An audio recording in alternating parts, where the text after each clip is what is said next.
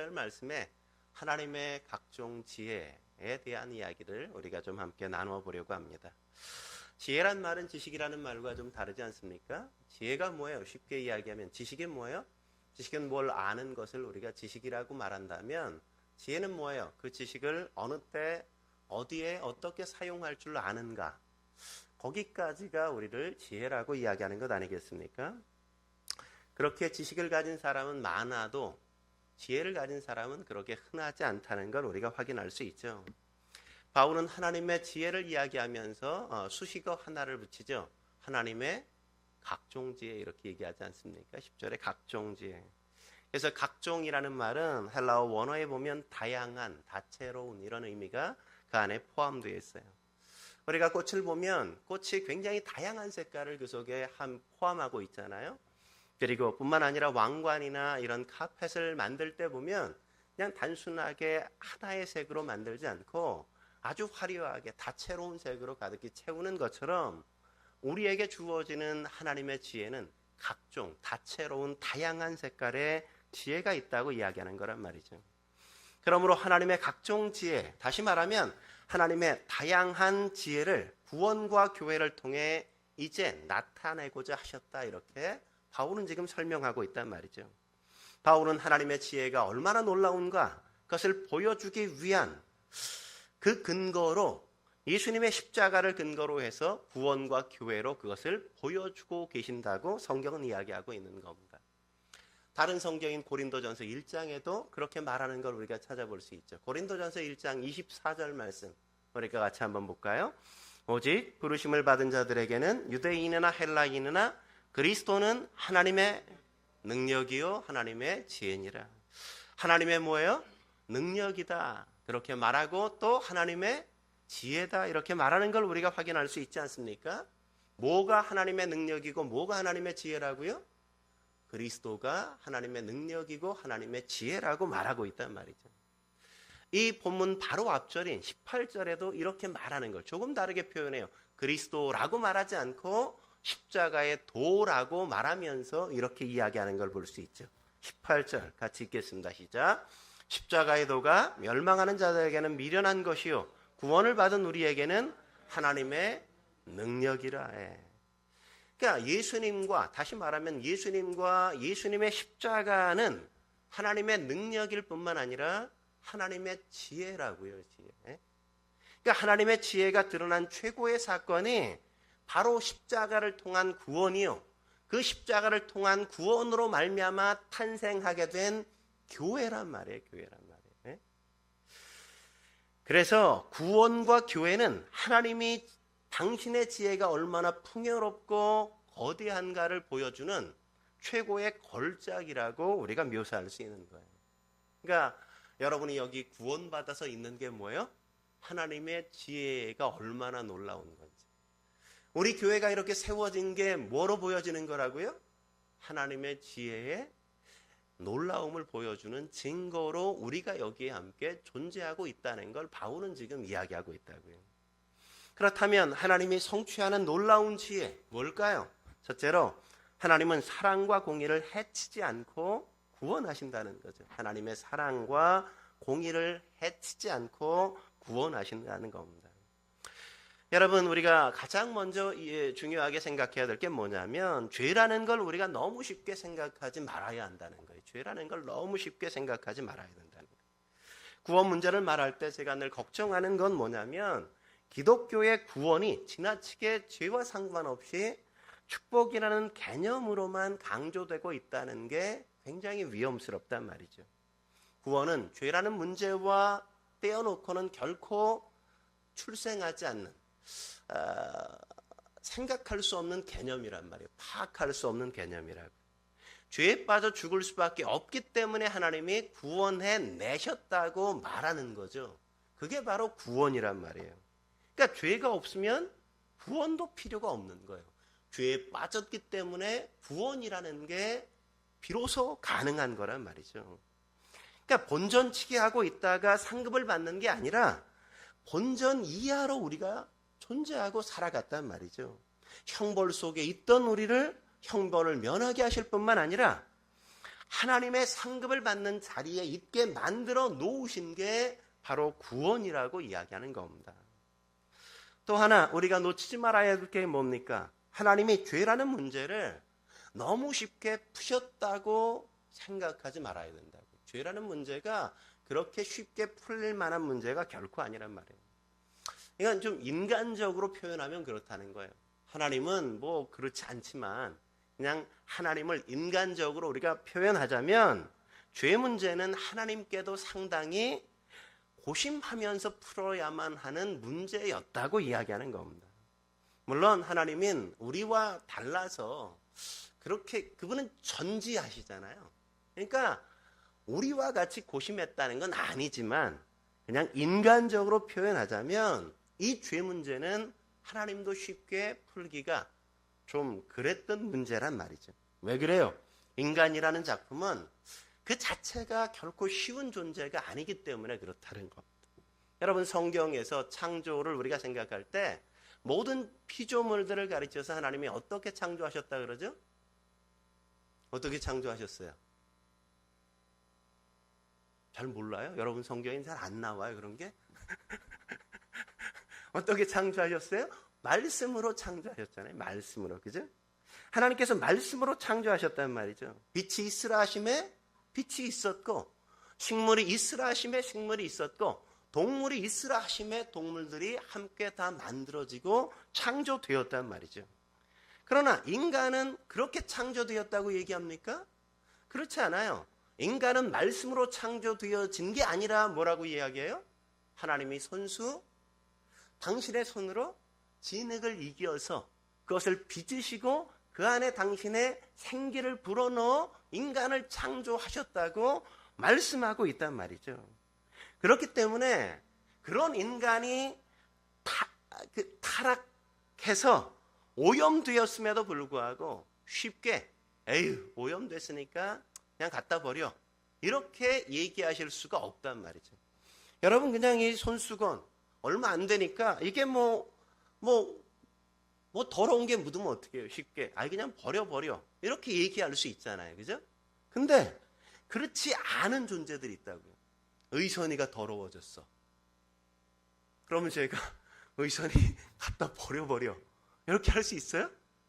그렇게 할 수 없는 존재라고요. 인간은. 에? 너무나 다르단 말이에요. 에? 그러니까 버릴 수 없는 존재이기 때문에 그런 하나님의 걸작이요 작품이기 때문에 그를 버릴 수 없어서 어떻게 해요? 그를 구원하실 수밖에 없었단 말이에요. 그런데 구원하는 게 결코 쉬워요? 쉽지가 않아요. 여러분 뭘 새롭게 만드는 건 쉽지만 그걸 고쳐서 새롭게 만드는 건 훨씬 더 어렵단 말이죠. 에? 골치가 아프단 말이죠. 왜요? 하나님의 사랑과 하나님의 공의를 동시에 다 만족시키면서 그를 구원하셔야 됐기 때문에 그 구원이라는 건 그렇게 쉬운 것만이 아니란 말이죠. 말하자면 이건 좀 인간적인 얘기이긴 하지만 기록에 의하면 사단은 원래 천사장이었다고 우리가 말하지 않습니까? 천사장이었다고. 천사장이었던 사단이 천사들 중에 3분의 1을 그가 하나님께 대항하고 쿠데타를 일으켜서 데리고 나와서 독립한 게 사단과 그의 졸개들, 마귀와 귀신들 이런 존재들이라고 우리가 말하지 않습니까? 그래서 영원한 형벌을 받게 되자 그 사단이 형벌을 면하기 위해 강구한 방법이 뭐냐? 인간을 타락시키는 것이라고 학자들은 추측한단 말이죠. 이 부분을 제가 분명히 추측한다 이렇게 얘기하고 있는 겁니다. 근데 성경을 봐도 그렇다고 이야기하는 여러 증거들을 우리가 발견한단 말이죠. 왜냐하면 천사들과 비교할 때 인간은 훨씬 더 고귀한 존재들이란 말이죠. 훨씬 더 고귀한 존재. 천사는 하나님의 심부름꾼에 지나지 않지만 인간은 뭐예요? 하나님의 자녀예요. 우리는. 하나님의 형상대로 아주 고귀하게 창조된 존재들이란 말이죠. 그래서 사단은 하나님이 결코 인간인 우리를 포기하시지 않으실 걸 알고 있었기 때문에 우리를 타락시켜서 자기들과 같은 편에 넣어 놓음으로 말미암아 우리를 용서하실 수밖에 없게 만들어서 자기들도 덩달아 용서를 받을 수 있게 획책하고 있단 말이죠. 예? 인간은 예나 지금이나 다 그렇게 어리석지 않습니까? 한 개의 그냥 선악과를 따먹냐고 자기의 영혼을 그냥 버려버리잖아요. 그죠? 어제 얘기뿐만이 아니라 어제 오늘 얘기가 아니라 늘 인간은 그랬단 말이죠. 파우스트를 보십시오. 거기에 악마에게 한 사람이 어떻게 해요? 자기의 영혼을 팔고 청춘을 사지 않습니까? 그만 그런가요? 오늘날 대부분의 사람들이 영혼과 영혼을 걸어서 순간을 사는 경우가 얼마나 많아요. 네? 성을 얻기 위해서, 그죠? 영혼을 빼앗기고 영혼을 상실한단 말이에요. 돈을 얻기 위해서 영혼과 영혼을 거는 경우가 얼마나 많아요. 권력을 얻기 위해서 그런 것들을 가차없이 그냥 내어버리는 어리석은 존재가 인간에 지나지 않는단 말이죠. 얼마나 어리석어요.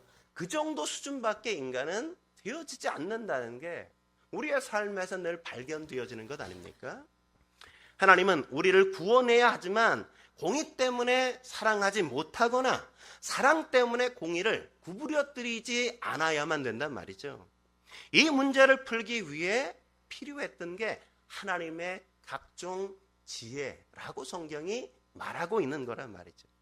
하나님이 어떻게 우리를 사랑하시면서 동시에 하나님의 공의를 해치지 않을 수 있는가? 이 대단한 과제, 누구도 풀 수 없는 과제를 누가 풀었어요? 하나님이 당신의 다채로운 지혜로, 당신의 놀라운 지혜로 그 문제를 푸셨다고 성경이 말씀하고 있는 겁니다. 한 걸음 더 나아가서 하나님의 성취는 하나님이 성취하는 놀라운 지혜 뭘까요? 두 번째, 구원의 과정을 통해 하나님은 지혜를 천사들에게 드러내신 것이란 말이죠. 예? 오늘 10절 말씀에 보면 참 재밌는 게 하나님의 각종 지혜라는 단어 앞에 몇 가지 단어가 또 등장하는 걸 우리가 만나죠. 10절 말씀 같이 한번 다시 읽어볼까요? 10절 같이 읽겠습니다. 시작.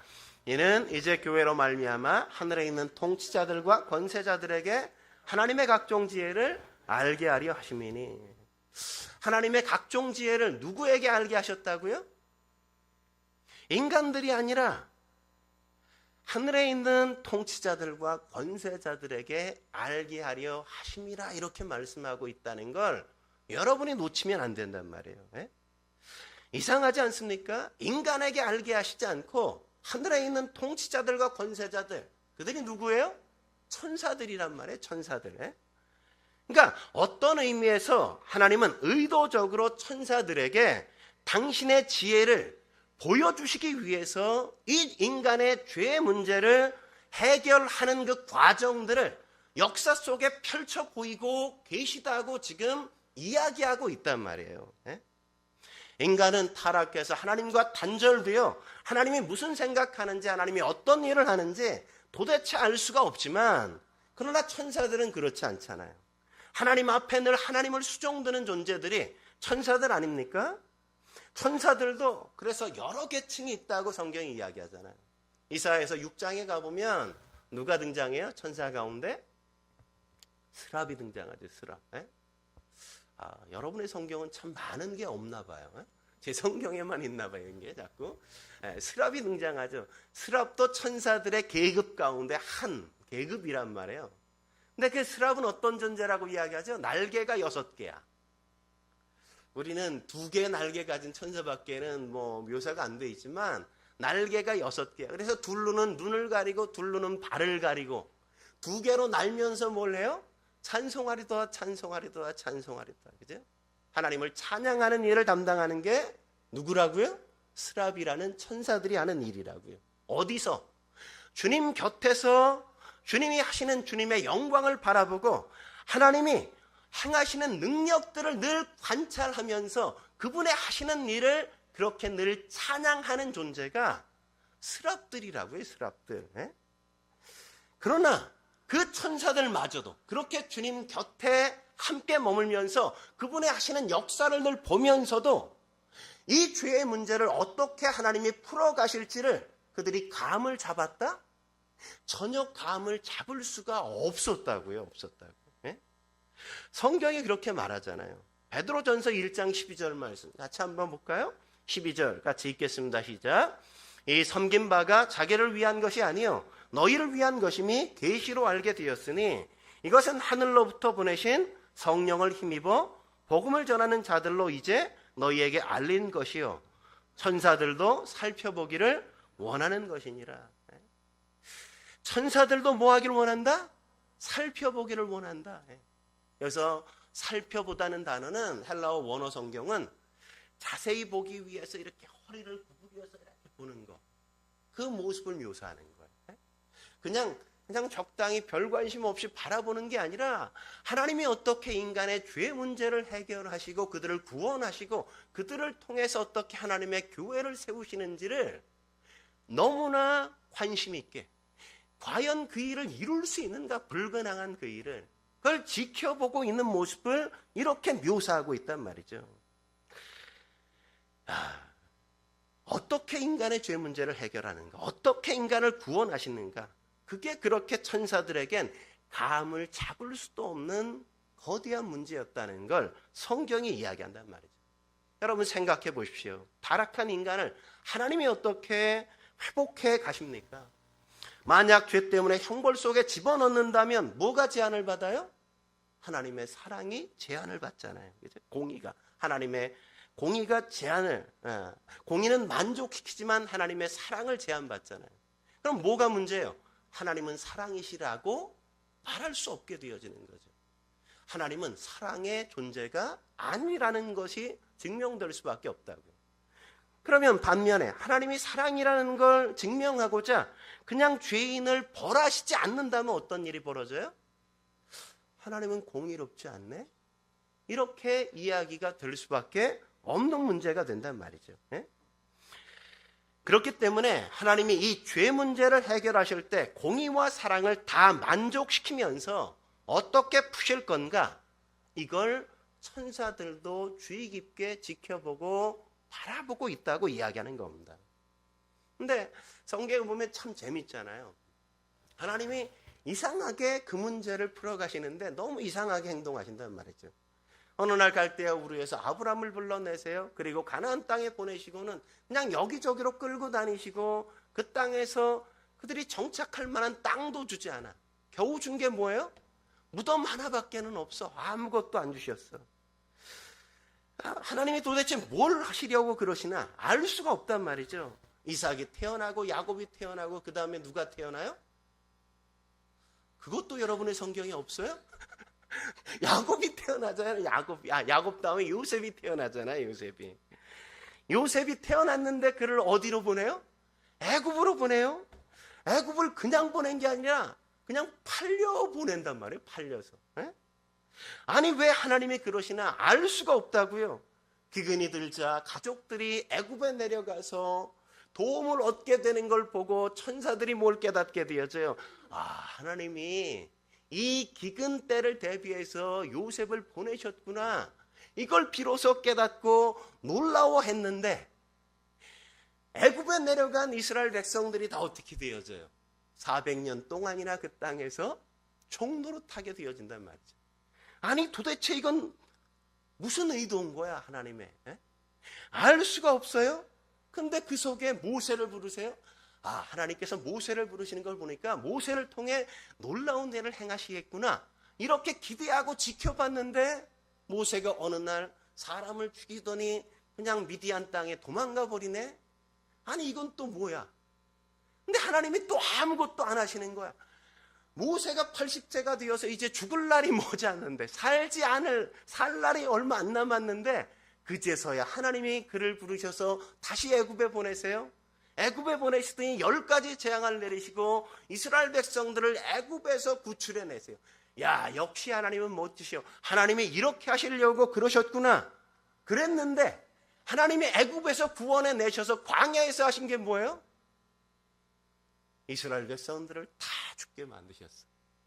아니 죽이시려면 광야에서 왜 애굽에서 건지냔 말이죠. 왜? 근데 애굽에서 건지셔서 광야로 내보내서 광야에서 다 죽게 만드시네. 아니 도대체 하나님이 뭘 하시려고 이러시는 거예요? 모세도 죽고 나니까 하나님께서 여호수아를 다시금 세우시지 않습니까? 그리고 그를 세우셔서 가나안 땅에 들어가게 만드시죠. 젖과 꿀이 흐르는 가나안 땅에 딱 들어가는 걸 보고 천사들이 야, 하나님이 드디어 이제 뭔가를 완성하시나 보다 그랬더니 가나안 땅에 들어간 이스라엘 백성들이 어떻게 됐어요? 우상을 숭배하고 얻어 터지기 시작하잖아요. 그죠? 이게 도대체 뭐야? 하나님이 다윗을 부르세요. 그러더니 다윗을 통하여 통일 왕국을 세워가시고 그래서 뭔가 대단한 하나님의 나라가 이제 임하나 보다 생각했더니 솔로몬 때를 넘어가자 그 아들의 때에 이르러서 북왕국과 남왕국이 나누어지기 시작하더니 박터지게 둘이 싸우네. 그들이 나라가 쫄딱 망해버려. 여러분 거기까지 아직 우리가 다 못 읽었죠, 성경을? 거기 이제 막 그 때를 읽어가고 있어요. 사무엘하, 그죠? 예. 그러더니 바벨론의 포로로 잡혀가고 돌아와서 이제 좀 회복되나 했더니 또 뭐예요? 그리스에 다시금 점령당하고 그래서 좀 나아지나 했더니 다시 로마의 속국으로 전락해서 그냥 아니 도대체 하나님이 뭘 하시는 거야? 알 수가 없게 되었단 말이죠. 예?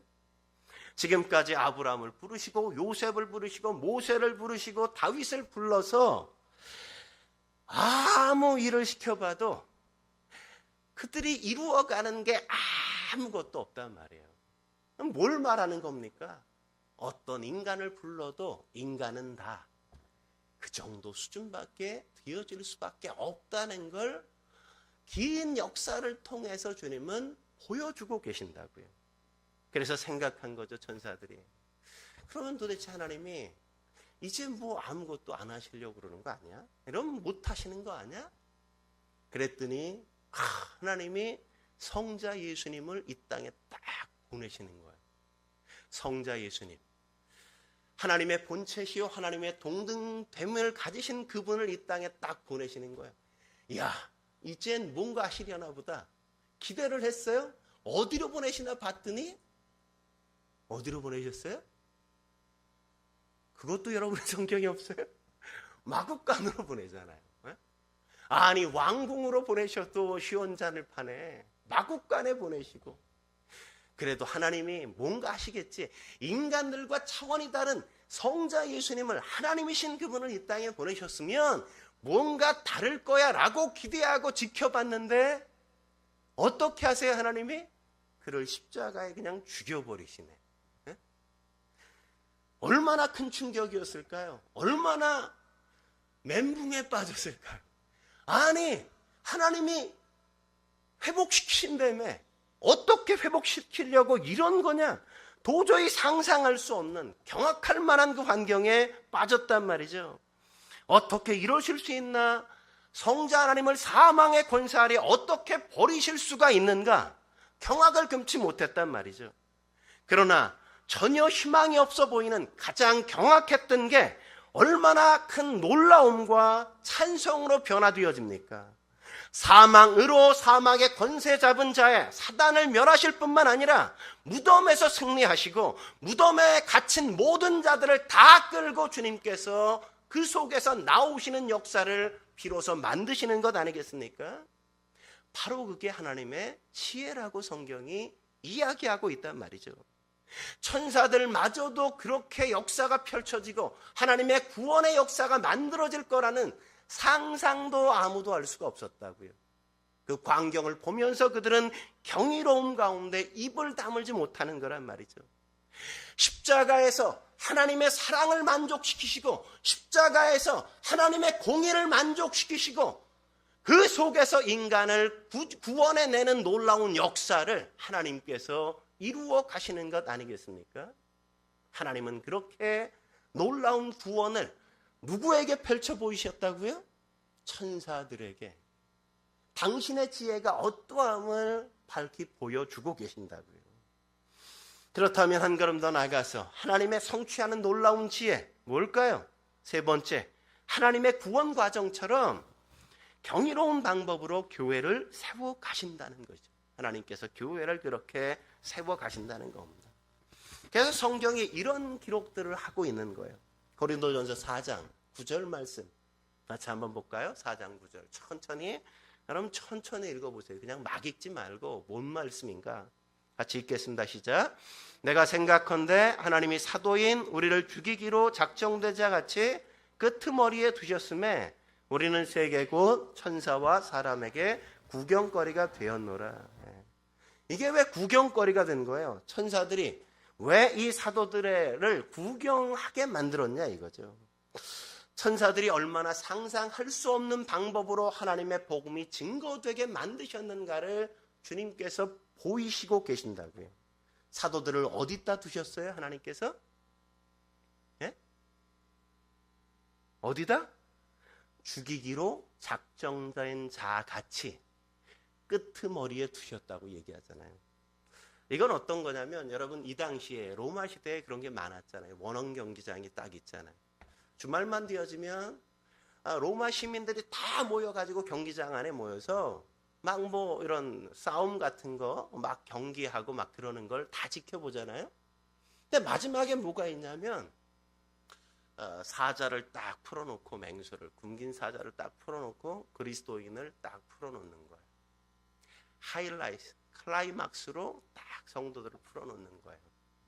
어떻게 그들이 찢겨서 죽어가는지, 어떻게 사자밥이 되는지를 모든 사람들이 지켜보도록 그렇게 만들었다는 얘기를 바울이 지금 이 얘기를 하는 거예요. 내가 생각컨대 하나님이 사도인 우리를 죽이기로 작정된 자 같이 끄트머리에 두셨음에, 이 말이 거기에요. 우리는 세계 곧 뭐예요? 천사와 사람들에게 그래서 뭐가 된다? 구경거리가 되었노라 이렇게 말씀하는 거라고요. 그러니까 천사들이 이해가 안 돼요. 이해가. 아니 어떻게 이렇게 해서 그리스도인들이 이렇게 죽어가는 모습을 통해서 어떻게 복음이 전해진다는 건가? 어떻게 예수님을 믿게 된다는 건가? 어떻게 구원받는 사람이 생긴다는 건가? 아니 이렇게 해가지고 누가 예수를 믿어 교회의 성도가 되어질 수가 있는가? 그러니까 사단이 생각해, 이 천사들이 생각해도 그런 거는 가능하지 않을 것처럼 보여지고 여겨졌단 말이에요. 그래서 뭐예요? 그래서 자세하게 지켜보고 관찰하게 되었단 말이죠. 그걸 사단 천사들도 걱정하면서 지켜보는 구경거리였다면 사람들에게는 얼마나 더 큰 구경거리가 되었겠어요. 그래서 우리가 약 오르는 게 뭐예요? 뭐가 약이 올라요? 사람들이 날 구경할 때 동정하고 조롱하고 연민의 눈빛으로 지켜보는 게 그렇게 기분이 상한단 말이죠. 그게 못 참겠단 말이죠. 아니 성자들처럼 우리 초상화에서 본 성자들의 모습을 보면 뭐 후광이 쫙 비치게 만들지는 않더라도, 그래서 내가 하나님의 사람이라는 걸 그 모습 속에 날 두셨다면 뭔가 표는 좀 내주셔야 그래도 우리가 당당하고 내가 하나님의 사람으로 이렇게 당당하게 순교한다 뭐 이런 모습을 보일 거 아니에요. 근데 그러시지 않는단 말이죠. 전혀 티가 나지 않는단 말이에요. 하나님이 함께한다는 최소한의 티도 전혀 나타내지 않기 때문에 우리가 견디기가 참 쉽지 않은 거 아니냐 이런 생각들을 우리가 하게 되어진단 말이에요. 그런데 그런 기대를 갖는 게 우리가 가장 크게 오해하고 있는 대목이라고요. 그건 하나님의 지혜를 잘 모르기 때문에 그렇다는 거죠. 그래서 이 얘기를 하는 겁니다. 이게 이 부분에 성경이 가르치고 있는 가장 중요한 핵심이란 말이죠. 기독교는 그동안 얼마나 많이 위태로워 보였습니까? 얼마나 많이 몰락할 것 같았습니까? 망하는 것 같았던 순간이 너무나도 많았단 말이죠. 여러분 애굽의 노예로 그들이 다 팔려가지 않았습니까? 그랬더니 거기서 망했나요? 그렇지 않았어요. 에스더 시대를 보십시오. 하만이라는 장군이 일어나서 이스라엘 백성들을 다 그냥 멸절시키려는 계획을 거의 완벽하게 세워서 진행도 거의 다 되어지지 않습니까? 그랬더니 그 뜻대로 되었습니까? 그 뜻대로 되지 않았다고요. 로마 시대 때는 10대 박해라는 박해가 있었어요. 그리스도인들을 다 잡아서 밤에 횃불로 태워 죽이고 원형 경기장에 사자밥이 되어지게 내던져지고 뭐 그냥 화형시키는 일들이 얼마나 잦았는지.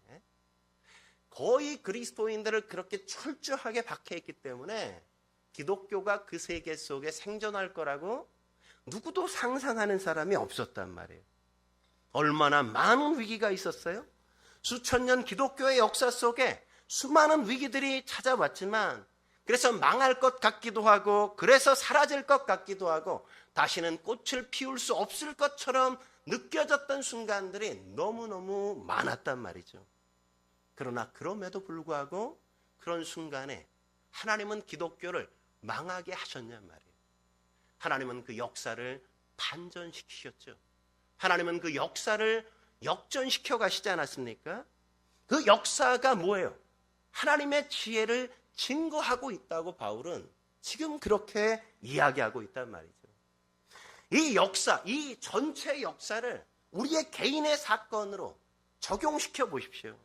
여러분의 신앙생활 속에 위기가 어느 때였는가를 여러분 생각해 보세요. 가장 급박한 위기가 어느 때 여러분에게 찾아왔습니까? 여러분이 어떤 문제 때문에 예수를 못 믿을 것 같았던 그 순간에 하나님이 우리를 그냥 방치해 두셨던 적이 한 번이라도 있냔 말이죠.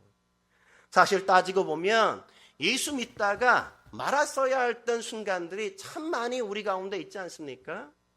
어떤 때는 너무 재밌게 살아서 성공해서 너무나 잘 나가서 너무나도 편안해서 그러면 주님을 떠나지 않겠다고 우리는 생각하지만 너무 잘 나가서 주님을 떠나갔던 순간들도 너무나도 많고 때때로는 너무 가난해서 너무 힘들어서 너무 사업이 안 되고 내 인생이 모든 게 다 막히고 내가 마치 벼랑 끝에 사는 것처럼 느껴져서 에이씨 내가 이렇게는 도저히 하나님 믿을 수가 없겠어 그랬던 순간들도 우리의 삶 속에 얼마나 많이 찾아왔냔 말이죠.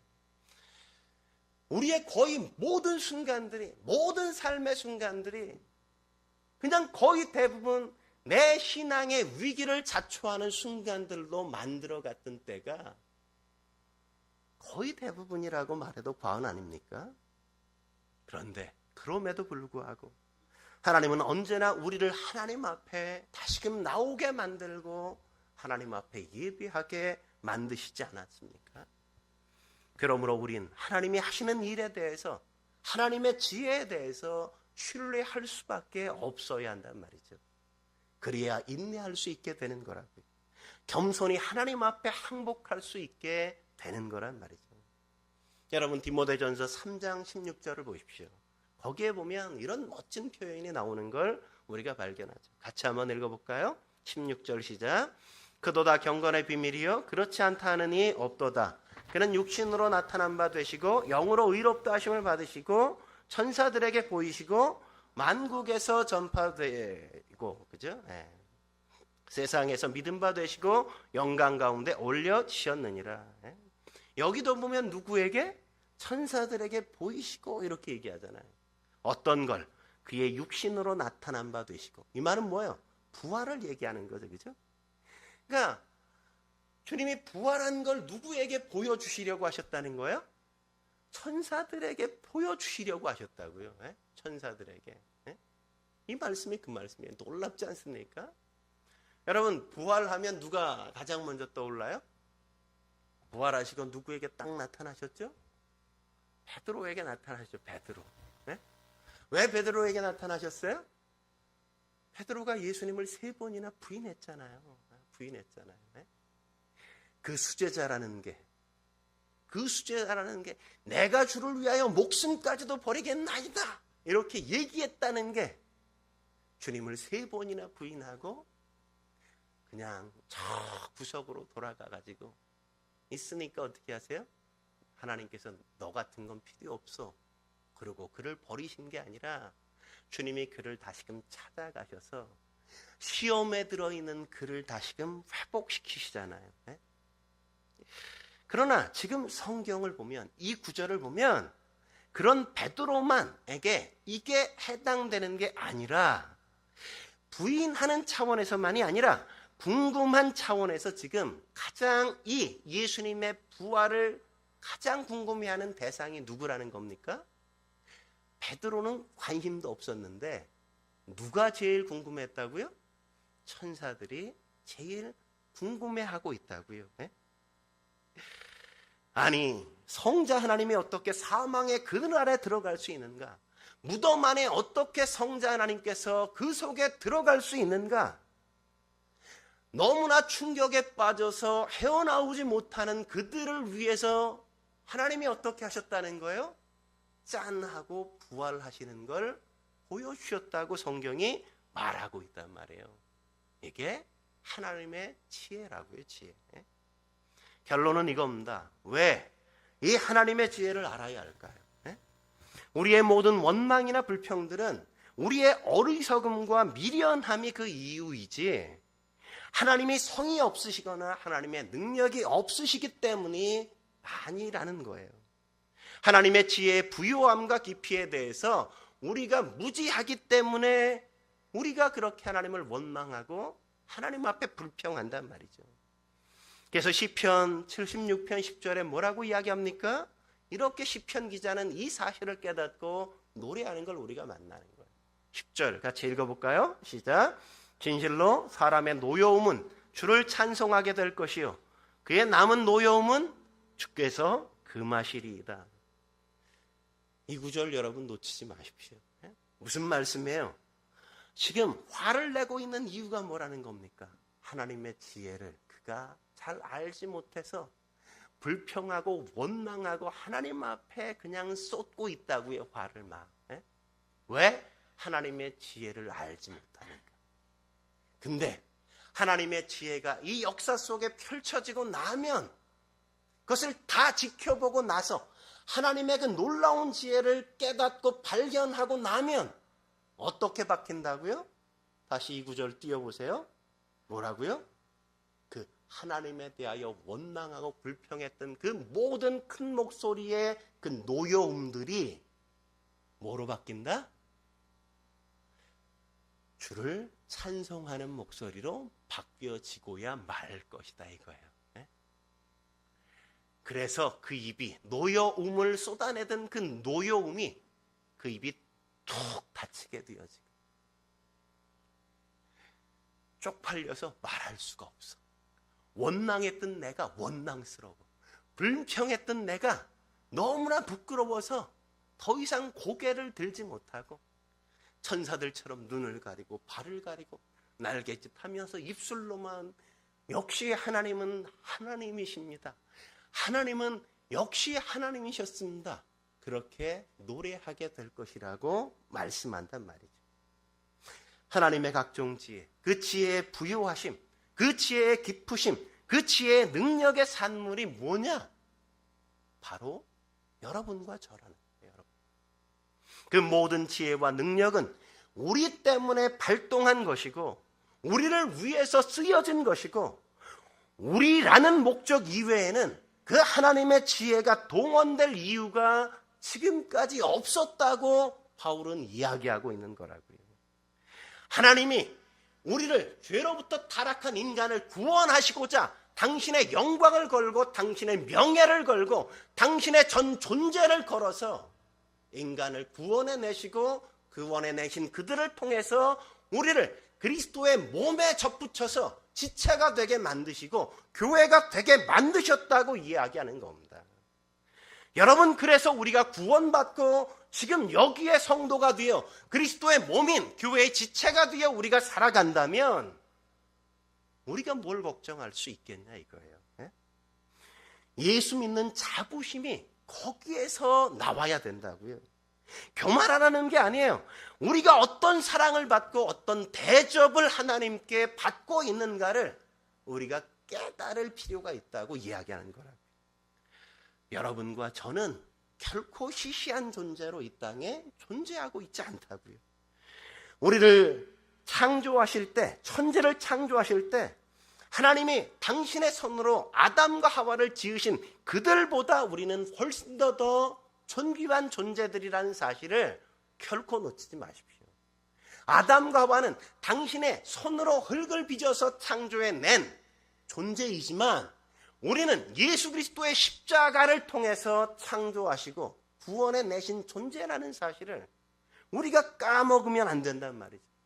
우리가 어떻게 거듭났는가, 어떻게 새롭게 태어났는가, 하나님의 사람이 되었는가, 하나님의 그 각종 지혜의 결과로 그 아들 예수 그리스도의 십자가를 통해서 우리가 구원받았다는 사실을 안다면 우리는 세상의 그 어떤 것으로도 값을 매길 수 없는 가장 고결하고 가장 가치 있고 가장 놀라운 존재라는 사실을 결코 잊어서는 안 된다는 겁니다. 하나님의 가장 놀라운 지혜, 하나님의 가장 놀라운 능력의 결과가 누구다? 여러분들이라고요. 옆 사람 한번 보세요. 그 사람이 그런 존재처럼 보여요? 좀 그렇게 안 보이는 게 좀 문제이긴 해죠. 그죠? 안 보이는 게. 근데 그런 존재라고요. 그런 존재. 여기 있는 한 사람 한 사람이 그런 하나님의 지혜와 하나님의 능력의 결과요. 우리 교회가 이 땅에 그냥 개척교회로 아직 연약해 한 모습처럼 있지만 세상에 별 볼 일 없는 것처럼 보여지지만 그런 그리스도의 십자가 보혈의 결과라는 사실을 우리가 안다면 이 교회를 통해 내가 그리스도의 지체로 그분과 연합되어 있다는 게 얼마나 놀라운 것인지 그 은혜를 깊게 알고 깨달아야 여러분의 삶 속에 펼쳐지는 다양한 어려움과 문제들 그런 것 앞에도 그냥 도도하게 담담하게 당당하게 함께 서갈 수 있는 거라고요. 뭔 일만 벌어지면 그냥 냄비 끓듯 하면 하는 건 이런 지혜가 없기 때문에 그래요. 이런 지식이 없기 때문에. 여러분들이 이 지식이 어떠한지 깊게 알아서 더 이상 흔들리지 않는 믿음 위에 반석 위에 여러분의 신앙을 함께 세워갈 수 있길 주의 이름으로 축원합니다. 함께 기도하시겠습니다.